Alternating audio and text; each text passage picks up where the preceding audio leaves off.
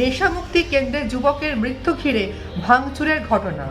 ঘটনাস্থলে বারুইপুর থানার পুলিশ। দক্ষিণ 24 পরগনার বারুইপুর হাসপাতালের পাশে নেশামুক্তি কেন্দ্রে এক যুবকের মৃত্যু ঘিরে ভাঙচুরের অভিযোগ করা হয়। যুবকের নাম সৌরভ মণ্ডল, তার বাড়ি সাউথ গড়িয়া অঞ্চলে। সৌরভ ওখানে গত 1.5 বছর ছিলেন। গত শুক্রবার সকালে তার শরীর খারাপ বোধ হওয়াতে সন্ধেবেলায় বারুইপুর হাসপাতালে তাকে ভর্তি করা হয় এবং রাত্রে হাসপাতাল কর্তৃপক্ষ তাকে মৃত বলে ঘোষণা করেন। রাত্রি 9টা থেকে 9:30টার মধ্যে সৌরভের বাড়ির লোক নেশামুক্তি কেন্দ্রে এসে ভাঙচুর চালায়।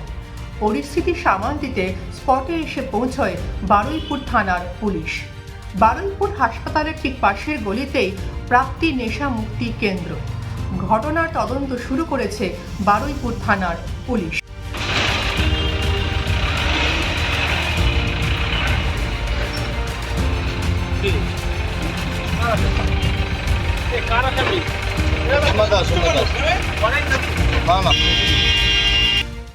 আমার পাশেই বাড়ি, আমরা একটা ক্লাব এতে আছি, বিবেকানন্দ স্পোর্টিং ক্লাবের আমি সেক্রেটারি। কিন্তু আমরা এখানে এসে একবার বারণ করেছিলাম যে পেশেন্টের কেন মারধর করছেন আপনারা।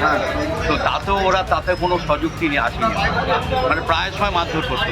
উল্টো দিকে আমাদের ঝর্ণা গোস্বামী আছে, আমাদের ক্লাব সদস্য, প্রাক্তন প্রেসিডেন্ট, ওনারাও সব একসঙ্গে এসে আমরা একদিন যৌথ উদ্যোগে বারণ করেছি যে মারধর করলে কি এর সমস্যার সমাধান হয়।